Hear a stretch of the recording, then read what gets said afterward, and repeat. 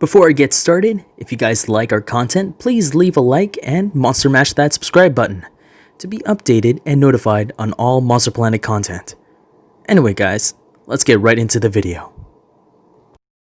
Hello my fellow ghouls and ghoulettes, and welcome to Monster Planet, where I talk about a monster's brief history, how it affected our modern world today, and how media portrays the monster. I'm your host Marlon Gonzalez, and today's monster is sure going to drown all your sorrows away. So, let's get started. Today's monster is one that you don't want to be serenaded by, and I'm talking about the Nix. The origins of the Nix originated in Germany, Scandinavia, and England, but the concise origins of them are not very clear. But since multiple points of origin stem from mainly these three countries, we're just left to assume. The legend of the Nix is similar to that of sirens and mermaids, but that's where the similarities kind of differentiate, keywords being kind of. For the similarities, they reside in bodies of water, namely rivers and lakes. They have hypnotic voices to bring anybody down to their knees, and finally their animal physique.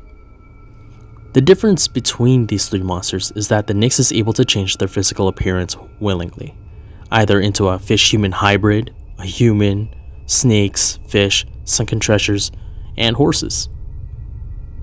It is also said that they live in beautiful, luxurious underwater palaces that they drag their victims down to drown in. And usually, Nix are seen as both male and female, and also as malevolent creatures, but can easily be swayed with gifts. For abilities that the Nix have at their disposal, as I said before, they have the power to shapeshift into any form that they please, like an animal-human hybrid or just a straight-up animal, like a horse or a snake. So, what I'm going to explain is the last ability, and it's pretty much that anybody can have, which is musical talents, which includes singing combined with playing instruments. With those abilities combined, how are you guys able to defeat such a being? Well, there's a few things or a few ways to defeat an Nix. One is to drop a silver coin to temporarily silence them. Two is to shout the creature's name to silence them permanently. But these are the humanoid forms, tactics to take them down. But in horse form, you can trick them with a beautiful maiden so that they can be kind of like lured into like a false sense of security and can be made into a farm animal doing farm work, which is kind of pretty bad. Third, after Catholicism gripped Western Europe, many folks were adapted to show the church's power, so holy water making the sign of the cross could ward them off. Oh, and lastly, I almost forgot about this one. Lastly, one thing to remember about them is that prolonged exposure to dry land will leave them in a depressive state and eventually die due to depression, so they will get homesick if they're gone from water long enough. So yeah, kind of a morbid way to end this segment. For how it affected our modern world, there's not much I can say about it. There hasn't been a big impact made with them other than sirens and mermaids. Their overall contribution has been just them not being known well enough for mainstream media to use due to it being too similar to mermaids. But this doesn't lessen their impact for the whole culture of Europe. It only gives them more substance and flavor in the wild compendium of magical and mysterious monsters.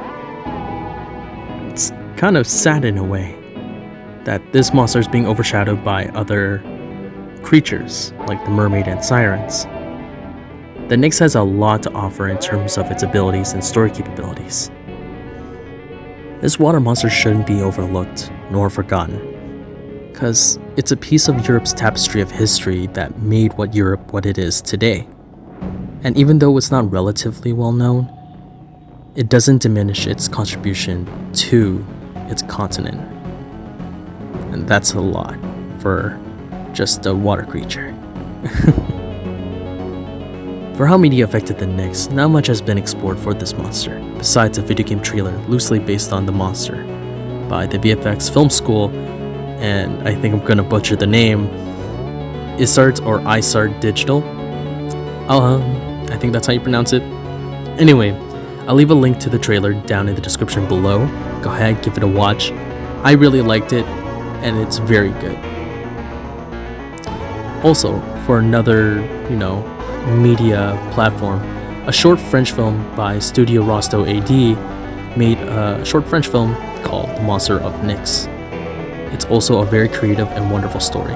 And I won't spoil anything, even though it's like a 9-year-old movie, but I'll leave a link down below so you guys can give it a watch.